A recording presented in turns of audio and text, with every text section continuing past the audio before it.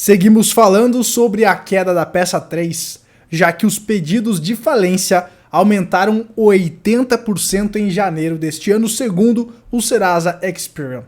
A grande jogada dos capitalistas é que isso tende a persistir durante esse ano de 2023, não só aqui no Brasil, como lá fora também. E aí nesse vídeo a gente vai comentar também sobre uma grande loja de construção que pode começar a ver o seu balanço sangrar nos próximos trimestres. Cola comigo até o final que vai valer a pena. A gente também vai dar um compilado nos indicadores macroeconômicos que saem essa semana para você ficar de olho aí e entender esse contexto macroeconômico. Entender a macroeconomia é muito importante para você decidir o que fazer com os seus investimentos. E, claro, surfar os grandes ciclos para você se proteger na hora de se proteger e, claro, multiplicar o seu capital na hora de você dar as grandes tacadas. Então, bora cair para dentro, já vamos compartilhando a tela. Já deixa seu like aí, seu capitalista. E a gente começa então com essa matéria da Infomoney, que fala sobre os pedidos de falência que cresceram 80% em janeiro, aponta então essa pesquisa da Serasa Experian. O número de falências, então, em janeiro atingiu o maior nível em 3 anos. Foram 72 pedidos no mês passado, antes 46 em 2022 e 40 em 2021, segundo aqui o Serasa. Aqui, pessoal, a gente está falando de grandes empresas. Então aqui, ó, na primeira quinzena deste mês, a PAN Produtos Alimentícios, em recuperação judicial desde 2021, com dívidas de 260 milhões de reais, por exemplo, pediu a autofalência.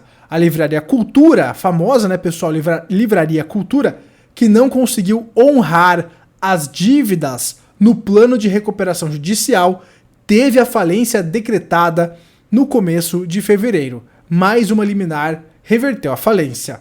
Segundo especialistas, prestem atenção nesse comentário aqui, segundo especialistas, o número de falências pode continuar subindo ao longo do ano.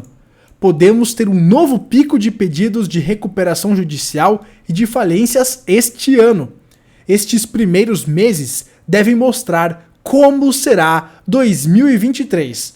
O endurecimento, pessoal, prestem atenção, que é justamente o que eu estava falando sobre o problema de crédito que muitas pessoas ainda insistem em ignorar. Não ignorem os fatos. Olha só o que a matéria está falando aqui, o que esse advogado está falando. O endurecimento dos bancos com prazos e taxas pode aumentar esse número. Esse número do que, Gabriel? De pedidos de recuperação judicial e de falências. O crédito, quando secar, vai fazer isso aqui piorar ainda mais, falando de grandes empresas, médias e também das pequenas. Então, isso, né, pessoal, essa questão do banco endurecer os prazos e as taxas, dificultar o crédito, quem está falando isso é o Renato Leopoldo da Silva, líder de contencioso empresarial do escritório DSA Advogados, né? Muito bem, aqui vamos complementar essa questãozinha aqui, então, para Araci Barbosa, especialista em contratos de recuperação judicial, o fim dos benefícios que foram concedidos pela Justiça e pelas instituições financeiras durante o período da pandemia, como rolagem de dívidas, pode acelerar as recuperações judiciais e potencialmente as falências. Pessoal, isso aqui é um ponto muito interessante. Antes da pandemia, eu trabalhava com marketing para empresas locais, para negócios locais. Eu chegava lá em Curitiba, que eu morava lá na época, chegava para as empresas, a gente fechava um contrato, eu cuidava das redes sociais e fazia, né, as vendas de e-commerce e tal para eles, cuidava dessa parte do digital. Quando a pandemia chegou, obviamente, essas empresas perderam boa parte do faturamento físico. E por eu ter esse contato com esses empresários, eu entendi um pouco dessa questão na prática de como esse crédito, esses estímulos ajudaram as empresas na Pand, até para elas não demitirem, né? O governo deu vários incentivos de crédito, enfim, para que essas empresas não demitissem os funcionários e tal. Mas aí, cara, na época, eu já estava estudando economia, ciclos, etc. Inclusive já tinha o canal aqui. E eu falei, cara, isso aqui não vai acabar bem. Porque esses empresários, eles estão postergando o problema, né? Você se endividar e rolar a dívida não tá resolvendo o teu problema, você tá postergando o problema. Para esse empresário agora que tá essa dívida aqui que ele tá fazendo, dívida absurda para manter o negócio sem dar tanto lucro, no futuro ele vai ter que fazer muito mais lucro, mas será que ele vai conseguir ter tanto lucro assim? E aí veio a inflação começou a correr as margens e tal. Então, cara, é uma situação bem complicada. E eu achei muito legal pontuar isso aqui com vocês, porque eu vi vários empresários, né, se endividando e agora eles estão tendo que ralar para pagar essas dívidas. Então, boa parte, né, do que as empresas faturam é para pagar dívidas, pessoal. Muitas empresas estão muito endividadas, né? Então é justamente o aperto. E aí, se os lucros não acompanham esse endividamento, esses juros, a inflação, aí começa a complicar, entendem a jogada? Então, né, ele fala que agora com o fim desses apoios, né, financeiros, desses benefícios aqui, como eles falam, né, que foram concedidos pela justiça, agora o negócio pode piorar, a conta pode estar chegando. É isso que eles estão falando, a conta pode estar chegando e a lei, diz ela, tem avançado para diminuir as falências. Porém, os processos são longos e o judiciário lento, né, pessoal? Então tá aí. Mas para não falar que é uma questão só de Brasil, vamos dar um giro no mundo, porque esse é um problema global, né? Essa crise que está se instalando é uma crise global, como a gente vem alertando há meses aqui para vocês.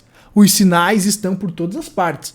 E ignorar esses sinais pode te custar muito caro, pode custar aí até mesmo a sua sanidade mental por conta aí do seu patrimônio, né? Quando a gente fala de dinheiro, a gente está falando de patrimônio, de segurança, de bem-estar.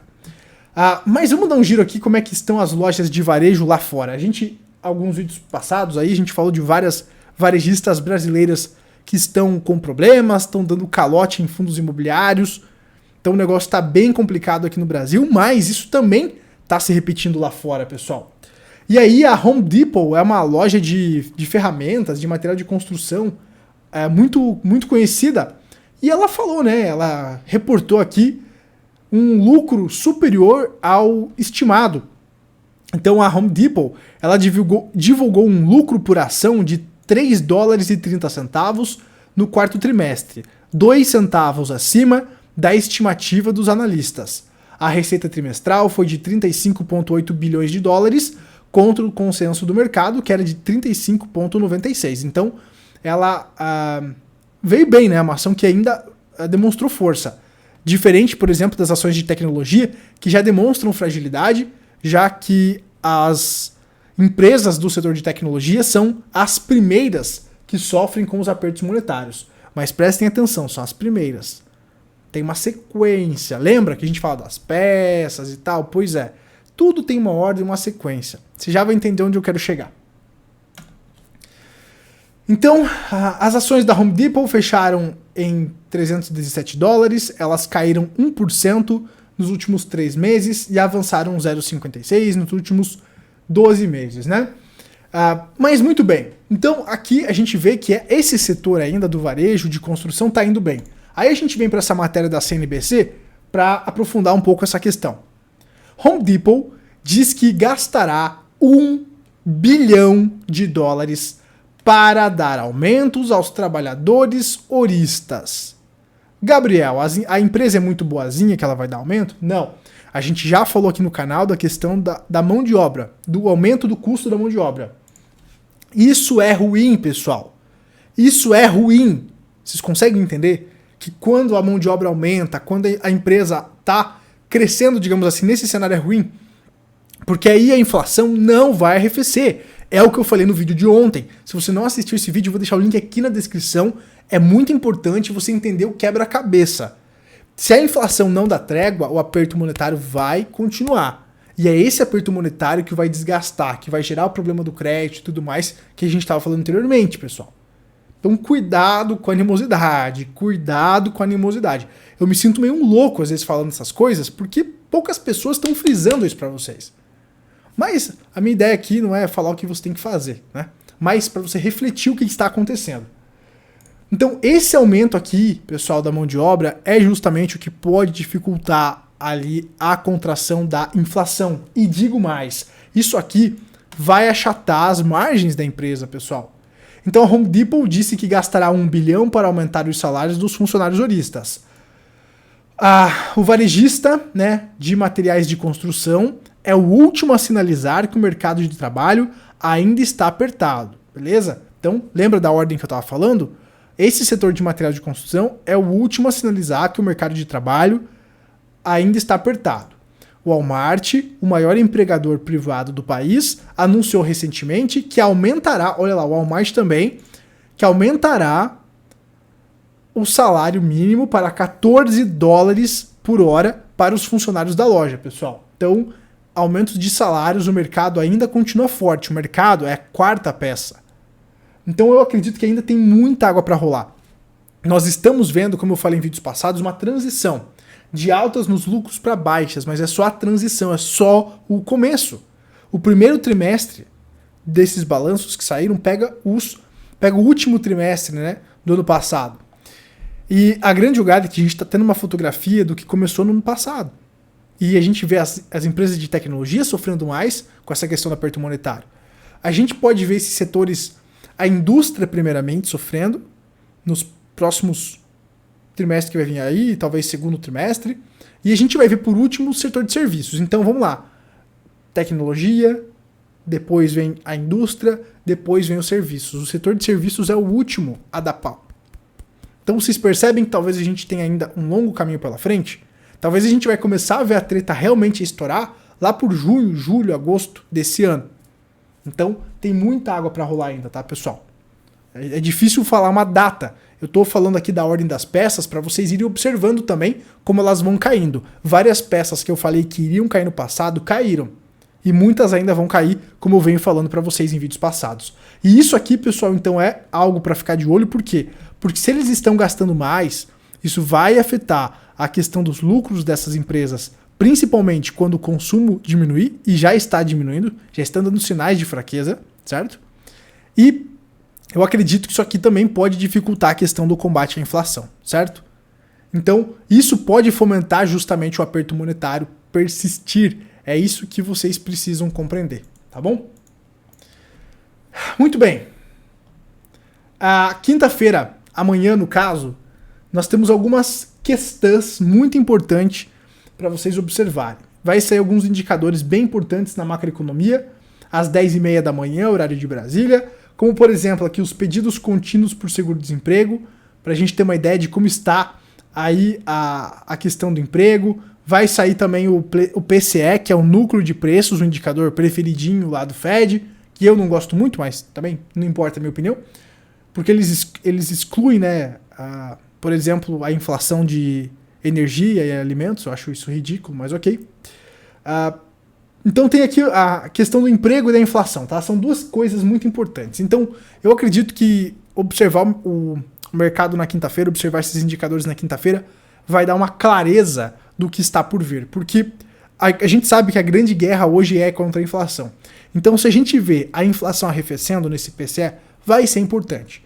Porque isso vai demonstrar que o aperto monetário que o Fed está fazendo agora está surtindo efeito. Tá? Então, nós precisamos ver sinais claros de que os apertos monetários promovidos pelo Banco Central Americano estão surtindo efeitos. E aí a gente vai ver se isso está acontecendo pelo PCE. Claro que aqui no canal a gente vai fazer a cobertura e se você ainda não é inscrito, se inscreve para não perder esse vídeo que vai sair na quinta-feira com os indicadores todos atualizadinhos para vocês. Mas a grande jogada é que a gente precisa observar a inflação e precisa observar como vai estar ali o mercado de trabalho, tá? O mercado de trabalho é a última peça a cair. Antes caem os lucros. Como eu falei, a gente está começando a ver quedas nos lucros das empresas dos setores que mais são fragilizados por conta da contração econômica, que é o setor de tecnologia. Depois a gente vai ver a indústria, depois, por último, né, mais para frente a gente vai ver serviços, pessoal. Então existe uma ordem que as peças vão caindo, só que as peças já começaram a cair. E uma peça vai empurrando a outra. Quem se liga nisso vai conseguir aí se posicionar adequadamente com base no ciclo. Cada momento do ciclo exige um tipo de exposição. E quem dominar isso vai mudar de patamar. Beleza, seus capitalistas? Por hoje finalizo por aqui. Se inscreve no canal para não perder os próximos vídeos. Se esse vídeo explodiu a tua cabeça, abriu aí alguma visão, Deixa o seu like aqui embaixo, compartilha aí nos grupos do WhatsApp. A gente se vê na próxima, seus capitalistas malvadões. Tchau, tchau.